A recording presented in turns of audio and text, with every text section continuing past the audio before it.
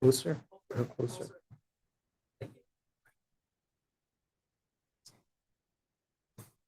Good morning. I'm Pete Beklinski, Communications Director with Campaign Life Coalition. I'm here to tell you about what's going to be happening on Parliament Hill tomorrow at noon. Thousands of Canadians will gather to defend human life. And why are they there? Because abortion has been happening in our country since 1969. What we refer to as Canada's Day of Infamy was a day when a law was passed that allowed a mother to kill the preborn child in her womb. We are now at 57 years of abortion. The death toll is approaching 5 million. That's 5 million human lives who have been snuffed out by this tragedy. In our charter, Canada and the rest of the civilized world recognizes that everyone has the right to life, a right that is fundamental, inherent, and inalienable. Yet abortion denies this right to the smallest and most vulnerable members of the human family, the preborn. Abortion makes a mockery of our charter's promise. It says that not everyone has the right to life. It excludes the preborn from the protection of law. That is why abortion is the greatest human rights violation of our time. It is the greatest injustice. It is evil, and it must be abolished. The theme for this year's National March for Life is "Follow me." These are the words that Jesus spoke in the Gospel of Matthew. Jesus teaches us that getting into heaven is connected to how we treat the most vulnerable among us. Jesus loved children. He said, "Let the little children come to me. Whoever welcomes one such child in my name welcomes me." St. Mother Teresa once came to Parliament Hill in 1988 at the National Rally for Life, and she had a message that is as relevant today as it was when she spoke back then. She said about these words of Christ, "That is why abortion is such a terrible evil, because in refusing the little child, we are refusing Christ himself." She added, "Protect the little unborn child for the glory of God and the good of this country." This year is the 29th National March for Life. The event was first organized in 1998 to take place just outside here on the grounds where our laws are made. And we gather tomorrow to call on the government to enact legal protection for all human beings, from conception to natural death. The pro-life movement in Canada remains strong, peaceful, and determined. We will continue to come to Parliament Hill as long as it takes until our elected leaders hear the cry of the preborn child and protect every single life, including the preborn, in law. In today's press conference, you'll hear from members of our team, Campaign Life Coalition. You'll hear about the connection between abortion and euthanasia. You'll hear about Alberta's emerging leadership in protecting vulnerable people from euthanasia. You'll hear about Quebec's status as the world's leading jurisdiction for euthanasia. Finally, you'll hear about which vulnerable groups may be targeted next for this practice. And finally, we'll hear from Aleš Primk, president of the Movement for Children, who is here all the way from Slovenia with a special message for the Canadian people. I will now invite Josie Lutke, our Director of Education and Advocacy, who will explain the link between abortion and euthanasia. Thanks, Pete. Tomorrow will mark 57 years since the Day of Infamy, when Omnibus Bill C-150 passed and the floodgates were opened to abortion and more broadly to the killing of the innocent, to killing as a solution to suffering. Since 1969, almost 5 million human beings have been killed in the womb. which is like wiping out the entire province of Alberta. That is how badly scarred we are as a nation. Abortion was sold to the Canadian public as only being for exceptional circumstances when the life or health of a mother was endangered. But with time, health became more and more broadly interpreted to the point where therapeutic abortion committees were just rubber stamping requests, and the Supreme Court struck the entire law down. The preborn have been without any protection since, meaning a woman can have an abortion at any point in pregnancy for any reason or no reason whatsoever. Nowadays, 100,000 preborn human beings are killed every year in Canada, which poetically is approximately how many human beings have been killed since euthanasia was legalized in 2016. Euthanasia was sold to the Canadian public under the auspices that would also be reserved only for exceptional cases when a terminally ill patient is suffering intolerably. And now we see a decade later that it's been extended to anyone with a quote unquote grievous and irremediable medical condition. And it may very well be expanded further. What I need to underscore is that we predicted this all. The earliest leaders of the pro-life movement warned that we were on a slippery slope. For instance, in 1967, during a hearing of the Standing Committee on Health and Welfare, Philip Cooper of the Emergency Organization for the Defense of the Unborn testified that legalizing abortion in limited circumstances risked, quote, devaluing human life more broadly, unquote. He not only predicted that abortion would become available for reasons of eugenics and convenience, but that it could also usher in euthanasia. And when he was challenged by NDP MP Stanley Knowles, he replied, quote, when we blaze a trail, we do not know how far other people are going along that trail, unquote.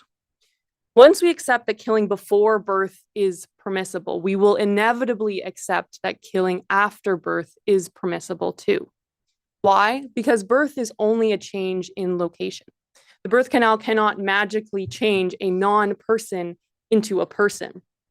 If you undermine human dignity at the beginning of life, you undermine human dignity at the end of life and for everyone in between. Our right to life is no longer perceived as inherent and inviolable, but as something earned that can be easily waived. Correspondingly, we grow desensitized to the horror of killing.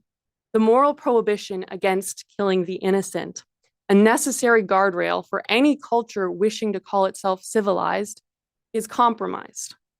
It should be ironclad, for otherwise we will rapidly devolve into a society dominated by survival of the fittest, which is no society at all. It is interesting to note that Dr. Ellen Wiebe, before she became one of the most prolific doctors, killing hundreds of patients, including Keanu Vafine, the 26-year-old who was depressed because his diabetes took his sight in one eye. She, Dr. Ellen Wiebe, was first an abortionist. Prophetic pro-life voices foresaw that if we adopted killing as an expedient solution to the suffering a pregnant mom might experience, it will only be a matter of time before we accept killing as an expedient solution to other types of suffering as well. Compared to developing adequate social supports and to fulfilling our responsibilities as family and community members to aid the vulnerable, killing is just so much cheaper and easier. There are hopeful indications that euthanasia supporters are waking up to its harms, and we may yet stop its expansion. For decades, our warning was not heeded, but heed it now. If we truly want to see Canada flourish, if we want to see a return to justice, righteousness, and blessing upon our nation, we must reject the killing of the innocent altogether. To quote Malcolm Muggeridge, quote, either life is always and in all circumstances sacred or intrinsically of no account. It is inconceivable that it should be in some cases the one and in some the other, unquote. Thank you. And I would now like to invite Jack Fonseca, the Director of Political Operations for Campaign Life Coalition, up to the mic to talk about recent political developments on this issue. Thank you. 10 years and 100,000 killings. Since the legalization of euthanasia in 2016, the reassurance given us by the lawmakers of the day who explained it would be just a rare option for terminally ill patients, has vanished like a morning mist. That reassurance was immediately replaced with a yawning chasm into which tens of thousands of vulnerable Canadians have fallen headlong. Lonely people who are sick but not dying are being poisoned to death. Disabled persons made to feel worthless by society are receiving lethal injections.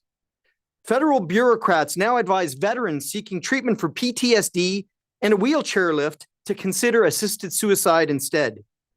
People have been approved for euthanasia because they can't afford rent, because of chemical sensitivities, diabetes, partial blindness, hearing loss, and even for being homeless. Now, a MAID is someone who sweeps up a dirty home.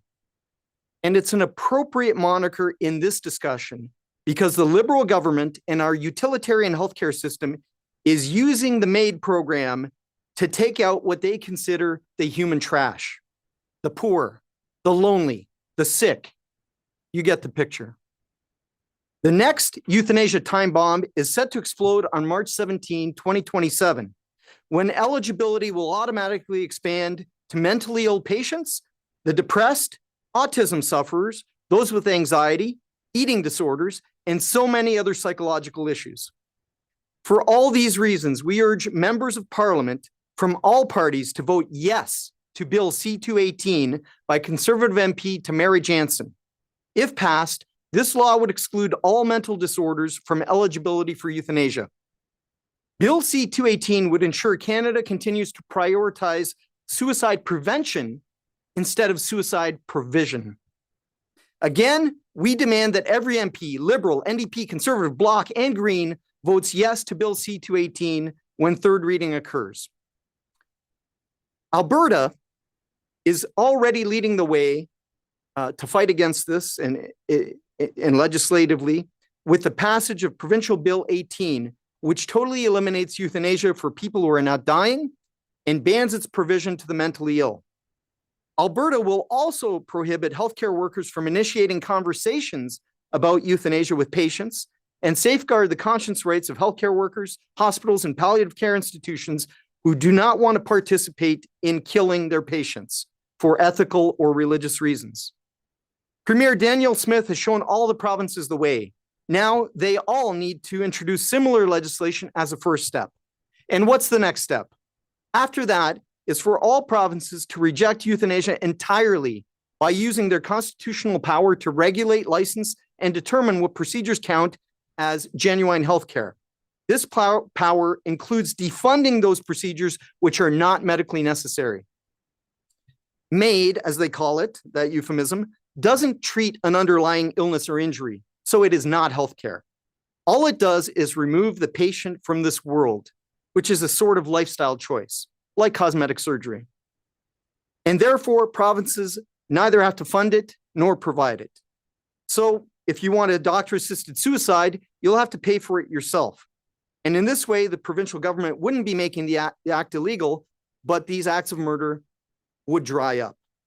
Taxpayers just wouldn't fund it, and consequently, the promise of it being rare would finally materialize. Let's make it happen, Canada. Thank you. And I will now call up Brandon Tran, the Director of Public Affairs and Outreach, who will speak about where euthanasia in Canada is quickly heading. My name is Brandon Tran. I'm the Director of Public Affairs and Outreach for Campaign Life Coalition. Canada's euthanasia program, Medical Assistance in Dying, MAID, began in 2016 as a narrowly defined provision for the terminally ill. Now, 10 years later, in 2026, over 100,000 Canadians have died by MAID euthanasia. MAID is now the fifth leading cause of death in Canada. Each expansion was described as a final, carefully considered step. However, this euthanasia regime keeps creeping forward. I want to draw attention to three concerns about the widening scope of euthanasia in Canada. These are not concerns from the fringes, but statements from a member of a provincial medical college, recommendations before Parliament, and the reality of MAID right now in Canada.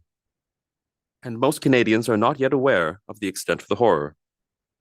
The first concern is about a statement regarding infants. A member of the Quebec College of Physicians has formally stated that MAID may be an appropriate treatment for babies from birth to 1 year of age who come into the world with severe deformities and very serious syndromes, and that parents should have the opportunity to obtain this care for their infant. Canadian law currently permits the withdrawal of life-sustaining treatment for critically ill newborns. This medical practitioner's proposal goes further. He calls for the calculated killing of an infant. These are patients, babies, who cannot speak, cannot consent, and cannot ask for help. If we cannot draw the line here, I'm not sure where medical professionals imagine the line to be. The second concern is a proposal regarding mature minors. A report by the Special Joint Committee on Medical Assistance in Dying, MAID, has recommended extending MAID to children with parental consent described as optional. A physician, not a child's parent, would determine whether a child is able to consent to his own death. In this discussion, MAID advocates showed their true colors and defended the rationale for euthanizing minors without consulting their parents. Yet 43 expert witnesses called this recommendation deeply flawed. I might call it something stronger. The third concern is euthanasia on demand. Ontario's chief coroner has documented MAID deaths driven not by illness, but by poverty, loneliness, and lack of housing. Approximately half of those who died by MAID in 2024 reported requesting it because they felt like a burden to their families, friends, or caregivers. These are not necessarily people dying of terminal illness. These are Canadians failed by a system that chose to offer them lethal injection rather than the support and hope they needed to live. The future we fear is already here. Death is, right now, available as a solution to social suffering, and it has not remained a last resort. Euthanasia, for those who feel they are a burden, has become the path of least resistance. And, as just mentioned, half of MAID recipients ask to be killed because they believe they are a burden. Once death is established as a right, poverty, loneliness, lack of housing, disability, and suffering become symptoms to be treated by lethal injection rather than met with care, compassion, and help. A Leger poll found that most Canadians, 58%, do not support expanding MAID eligibility to those whose sole medical condition is a mental illness or mental disorder. An Angus Reid survey found that 72% of Canadians polled do not support the March 2027 scheduled expansion. The public is ahead of Parliament on this. It is time Parliament caught up. Thank you for your time. I now call on George Buscemi, President of Campaign Quebec V, who will speak about euthanasia in Quebec.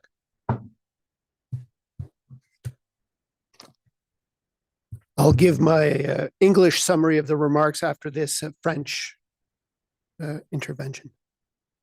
Mesdames, Messieurs, bonjour. Je m'appelle Georges Buscemi. Je suis président de Campagne Québec Vie.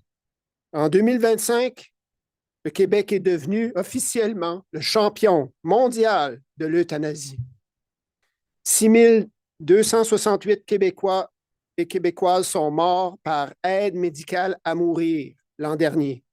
7,9% de tous nos décès. 36% des morts par l'aide médicale à mourir au Canada surviennent chez nous, au Québec, alors que nous ne représentons que 22% de la population canadienne. Et en mars 2027, on étendra cette aide aux personnes souffrant uniquement de maladies mentales. Comment en sommes-nous arrivés là? Je tiens d'abord à rappeler 2 voix québécoises qui ne sont pas les miennes. Denise Bombardier, peu avant sa mort, s'étonnait que le seul consensus politique au Québec se forme autour d'une loi sur la mort. Et elle posait la question, franchement, le poids d'une culture de mort pèse-t-il sur nous? Patrick Lagacé, dans la presse en avril dernier, écrivait noir sur blanc que le Québec est champion du monde de l'aide médicale à mourir. Il appelait cela un angle mort qu'il faut regarder en face. Pourquoi nous, au Québec, et pas les autres? En 2010, j'ai déposé devant la commission spéciale sur la question de mourir dans la dignité un mémoire intitulé « Une fausse liberté, les 50 ans d'euthanasie au Québec ». J'y prédisais un scénario, désespoir institutionnalisé, cercle vicieux, une société qui finirait par éliminer la pauvreté en éliminant les pauvres, la maladie en éliminant les malades. On m'a traité d'alarmiste. 15 ans plus tard, je vous laisse juger. Mais la vraie question est plus profonde. L'être humain a deux dimensions. Une dimension horizontale, le corps, la matière, le plaisir, et une dimension verticale, l'âme, le sens, la transcendance, Dieu. Couper la verticale, il ne reste que l'horizontale. Et quand il ne reste que la matière, la vie devient un simple calcul de plaisir et de douleur. La douleur devient un mal absolu. Et quand la douleur est le mal absolu, la mort devient un soin. La mort de soi d'abord, puis par contagion, la mort des autres.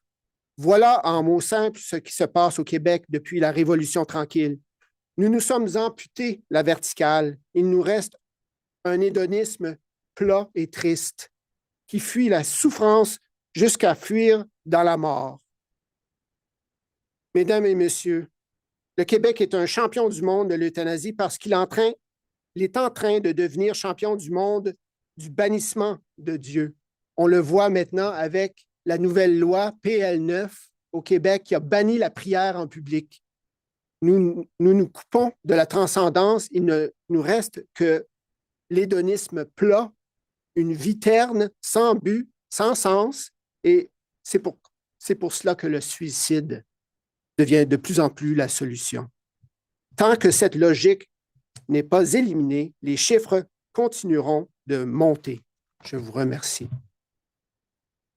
Quick English summary. My name is George Bouchemi. I'm president of Campagne Québec Vie, also known as Quebec Life Coalition.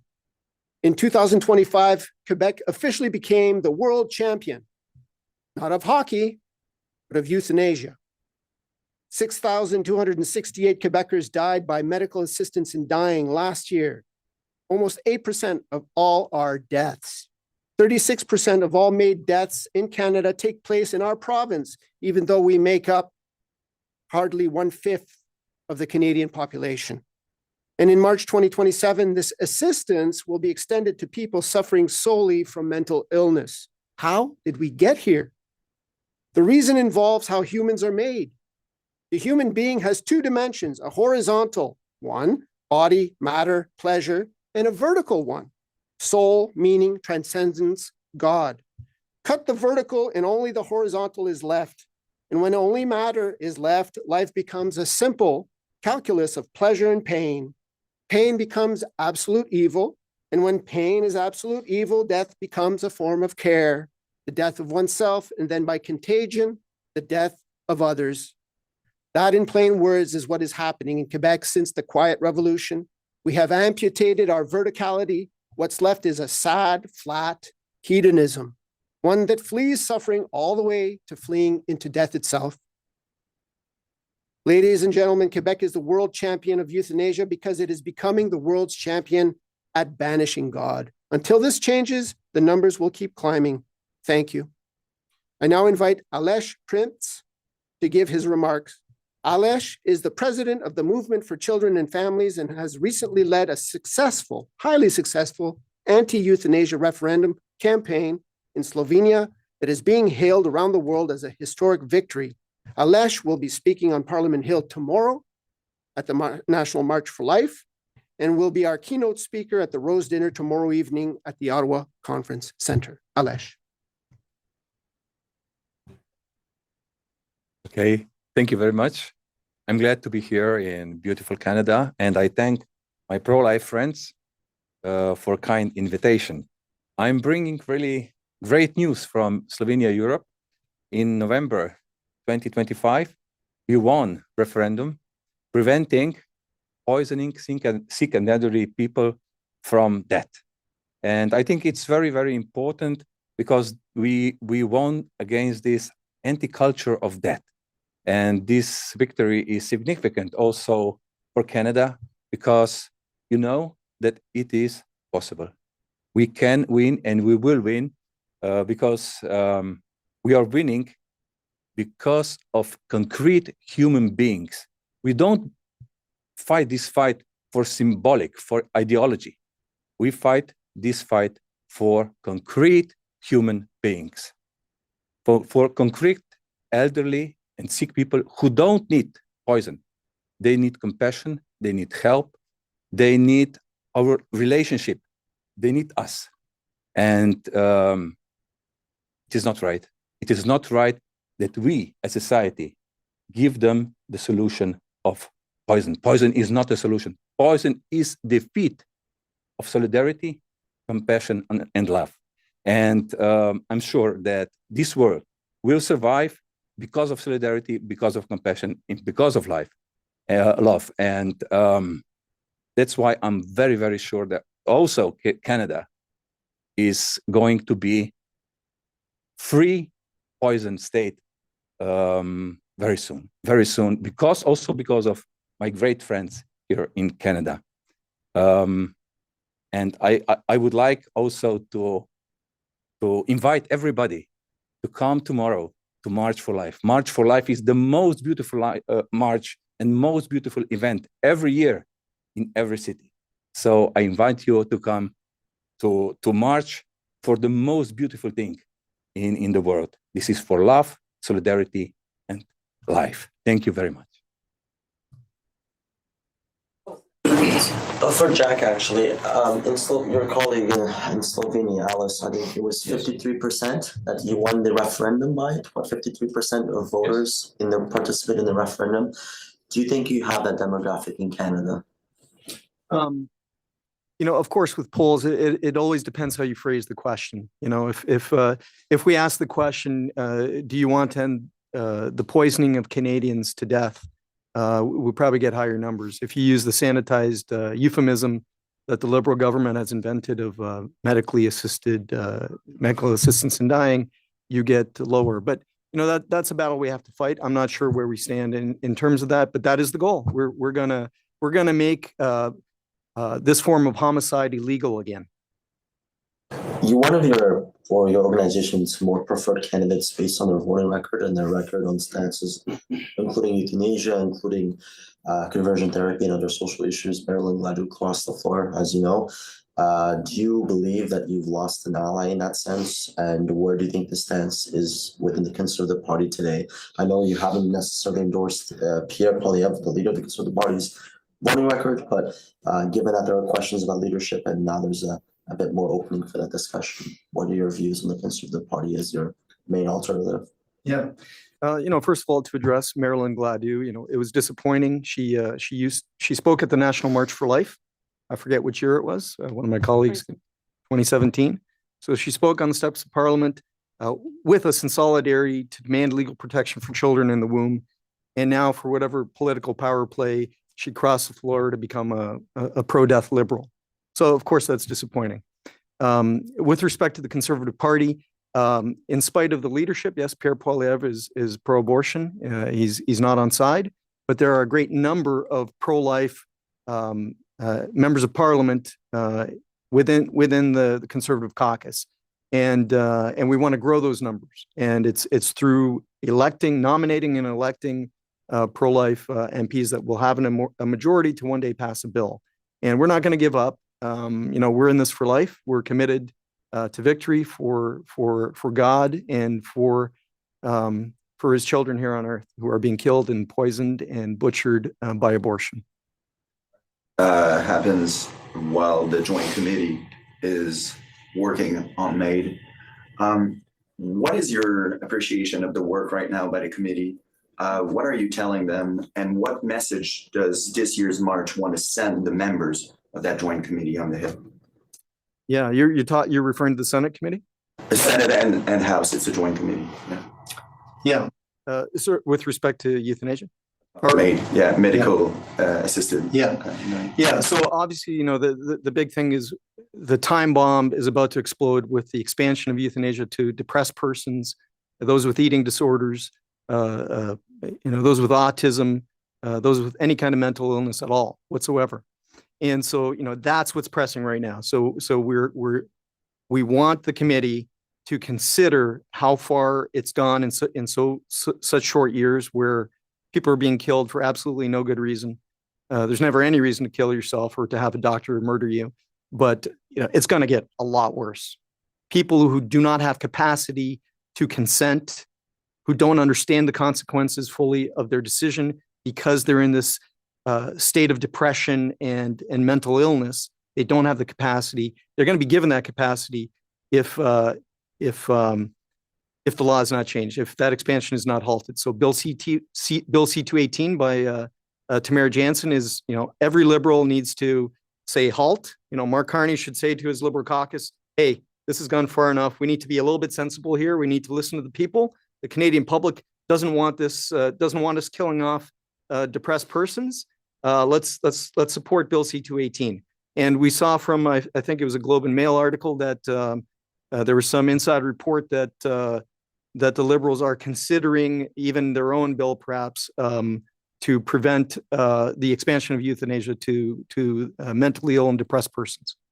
There's not a single MP on the Hill this week. As you know, it's recess. Does that change anything in the messaging and the outreach to member of parliaments, even senators? Sure. Yeah. Yeah. I'll let Josie, my colleague, answer. No, we know that Parliament is well aware of the National March for Life, so our message to them is the same. We want to see the abolition of euthanasia and abortion, and as indicated by the question previous, there might not presently be an appetite for a complete abolition, but both the pro-life MPs have been invited to these events, and also the pro-abortion and pro-euthanasia MPs were the boogeyman under the bed for them. They know that we're here, and they like to talk about us. Of confidence in regard to the expansion, do you believe that the Prime Minister and the government will just halt it? Are you confident in that matter, that the next year's deadline, it's going to get pushed by the government? I would be very surprised if euthanasia is expanded to those suffering solely from mental illness. There are people on all sides of the aisle that realize this is a terrible idea, that this would be catastrophic, and it would have a horrific ripple effect. We know what effect suicide has in communities currently. And so if that increases, people are going to be traumatized, and this is going to create a great wound in our culture. And I think that experts have been warning that this shouldn't be expanded, and even those who might support it in theory would say we're just not ready right now. So I think that one way or another, the expansion is going to be halted, but we're not going to take that for granted. If I can add to that and just say that I think the timing of Premier Danielle Smith in Alberta, her Bill 18, which basically made track 2 euthanasia illegal, the timing was perfect, because that really sent a very strong message to the Liberal government. I think there was even some acknowledgement in that news article where the government made that the provinces may have an issue with it. And so I think perhaps they're seeing the writing on the wall, that they can't go ahead as much as they want to murder more Canadians with who have depression and anxiety and autism. They're not going to be able to, that there is going to be backlash. And part of our job is to grow that backlash. And we're doing that. We're educating more Canadians about the fact that they're vulnerable family members and friends and neighbors are going to be poisoned to death. They're going to be permitted just because they're lonely, just because they're depressed or suffering with some kind of psychological problem, that they're going to be allowed to be killed. And so that pressure is going to build, and hopefully the government will stand down. Sure. My other question was not necessarily just on the service of MAID itself, but there's a bill introduced by Garnet Genius in February titled C-260, the Care Not Coercion Act. It refers to the blocking, essentially, of bureaucrats and non-medical professionals from recommending MAID as an option to patients. And if anyone's willing to speak more on what they've reviewed in terms of cases This where... last question is going to be answered by pro-life Canadian friends, but I would like to give few remarks on you. Regarding the polls, we won the referendum against the polls. All the polls showed 70-30. And even the last day before the referendum, the polls showed 70-30. And then we won 53. Let's say we don't believe any polls anymore, okay? Because the polls is not the measuring public opinion, but creating it. So we are, of course, fighting for truth, fighting for lives, and we are also fighting against the polls. But the basic the basic fight is fight not for votes of MPs and governments, because governments are coming and going. We are fighting and we are working for changing people's hearts and minds. And this is the main issue of every March for Life. It is not important, very much important, how many MPs or government officials are there. Important is that we are changing hearts and minds of the people, ordinary people, because ordinary people will remove bad, sick governments who impose poisoning of the people. So I really want to invite people to come, families, children, youngsters, to come to March for Life and to do the best thing they can do tomorrow at 12 on Capitol Hill. Thank you. Now, if you don't mind, you'd probably describe Slovenia as, or generally Eastern Europe as a more conservative leaning region than perhaps Canada. You might disagree with that, but Slovenia on the record was indeed the first post-communist country to legalize same-sex marriage. So there is an exception to Slovenia being more progressive in the recent history. How would you describe Slovenian society as contrast to Canadian society, which is internationally recognized as one of the more progressive societies in the world? I think that Slovenia is one of the most liberal countries in Europe. And I think the main argument for our people is that they are on the side of nature and science. And nature and science are all against poisoning people.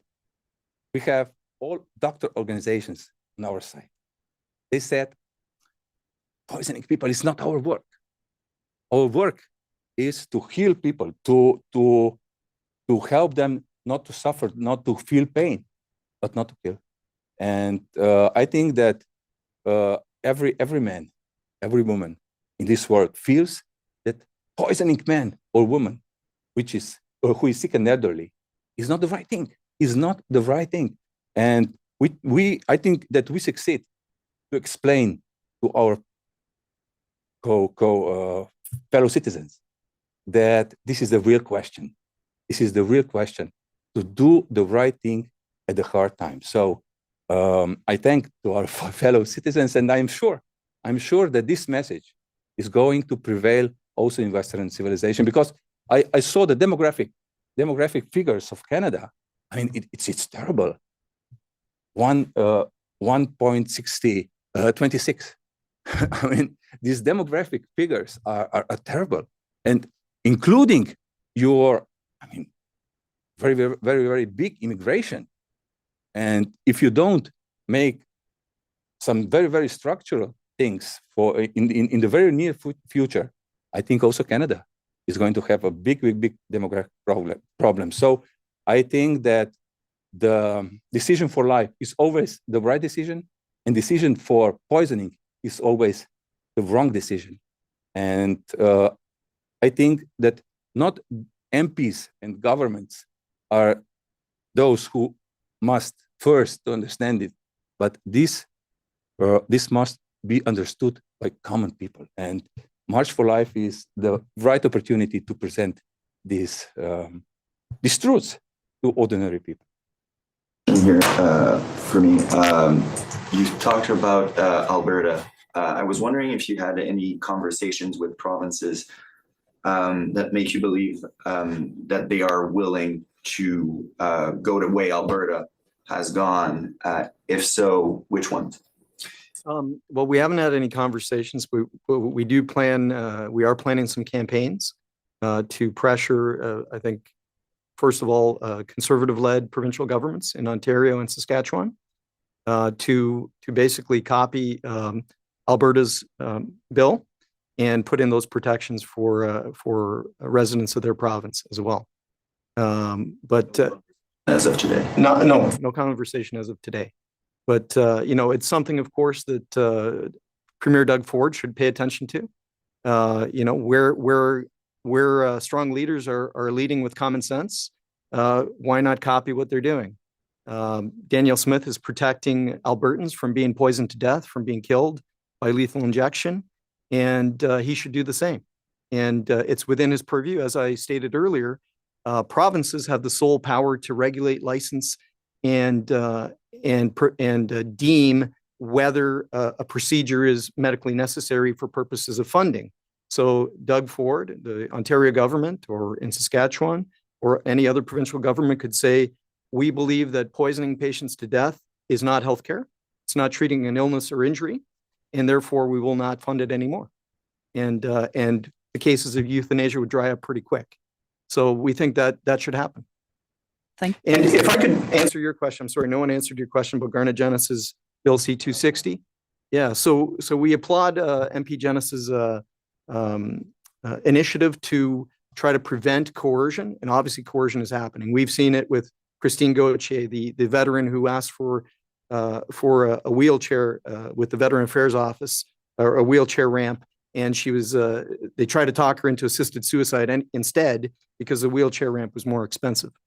We've seen other veterans, so we applaud him for addressing the concerns that are very real, that Canadians are being coerced into euthanasia instead of treatment.